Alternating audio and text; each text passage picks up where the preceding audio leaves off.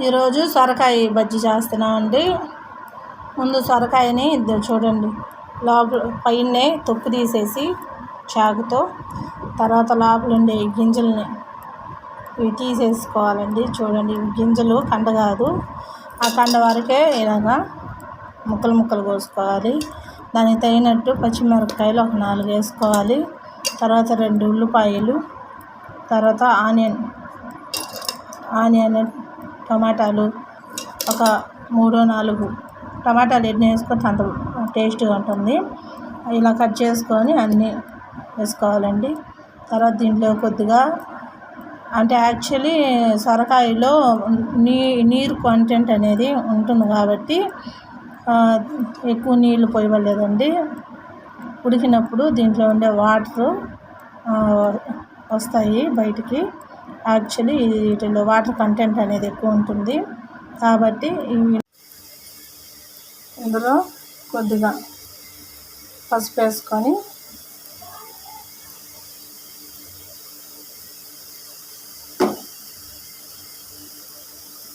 నీళ్ళు, ఒక గ్లాస్ నీళ్ళు పోసుకోవాలండి. ఏంటంటే సొరకాయ కదా, దీంట్లో మామూలుగానే వాటర్ కంటెంట్ అనేది ఉంటుంది.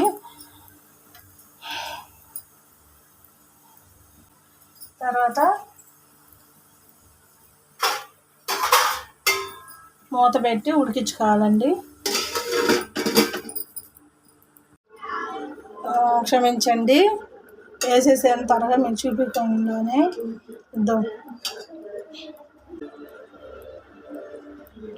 ఇందులో కొంచెం ఉప్పు, అలాగే కొంచెం చిన్న నిమ్మకాయల కంటే కూడా సగం కొంచెం చింతపండు వేయాలండి. బజ్జీ కదా, సో అది వేసి మళ్ళీ ఇంకొక మంట ఉడకబెట్టుకోవాలి.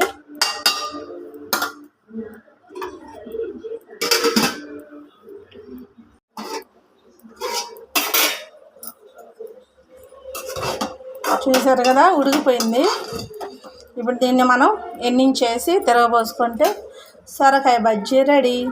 ఈ ఎండాకాలంలో సొరకాయ బజ్జీ తింటే హెల్త్కి కూడా చాలా మంచిది, బాడీకి కూలింగ్ కూడా ఉంటుంది. ఇప్పుడు ముద్ద కొంత ఎన్నిచ్చి తిరగబోసుకోవాలి. మెత్తగా కాకుండా కచ్చాపచ్చాక ఎన్నించుకొని తిరగబోసుకుంటే సొరకాయ బజ్జీ అనేది బాగుంటుంది. వంకాయ బజ్జీ కూడా అండి మరీ మెత్తగా చేసుకోకూడదు. అవి కొంచెం దబ్బలుగా ఉండి అన్నంలో నంచుకొని తినేదిలాగా ఉండాలి. అప్పుడే ఏదైనా బాగుంటుంది, సొరకాయ బజ్జీ అయినా వంకాయ బజ్జీ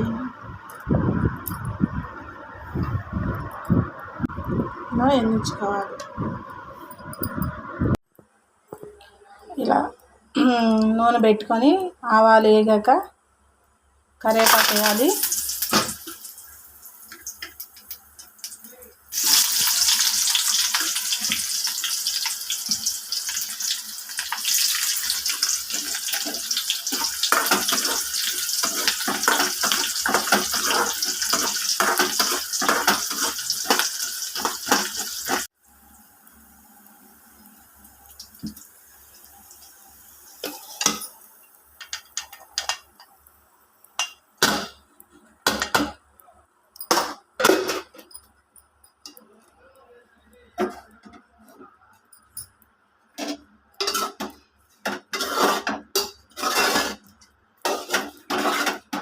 అంతే, తెరమాల పోసుకొని ఒక మంట ఉడికించుకుంటే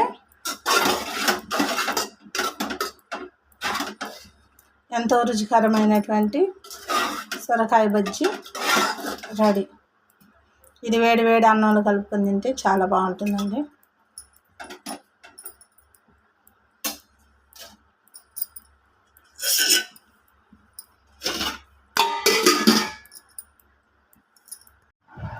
అంతే.